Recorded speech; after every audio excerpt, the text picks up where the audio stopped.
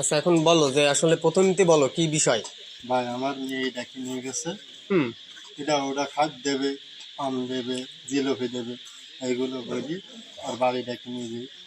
ঘরে সেটকিলি দিয়েছে, আচ্ছা। সেটকিলি দিয়ে মেয়ের ফ্যান খুলিছে, ফ্যান খুলিয়ে তেল লাগাইছে, হুম। তেল লাগাই নুনু ঘষিছে ফলে হুম। মেয়ে যেটা বলল। মেয়ে বললো। হ্যাঁ, এখন মনে করো যে হলো এই যে ব্যাপার, এখন তোমরা যেটা ভালো বোঝো সেটা করো।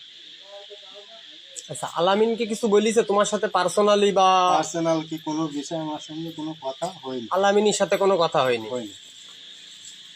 আচ্ছা। কেউ আমার কিছু বলেনি, আমি তার কিছু বলিনি। তোমার কাছে কি রেকর্ডিং বা কিছু শুনলাম, ওই যে রেকর্ডিং কি বিষয়? হ্যাঁ, আমার মেয়ে তোমার মেয়ে বলিছে সেই রেকর্ডিং? হ্যাঁ, আচ্ছা, রেকর্ডিংটা একটু দাও।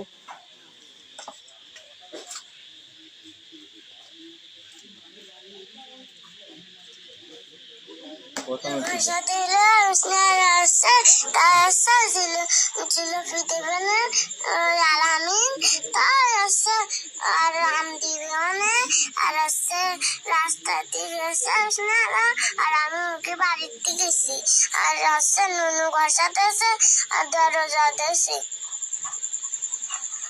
শোয়াই দেশে খাটের পরে আর দরজা দিয়ে গেছে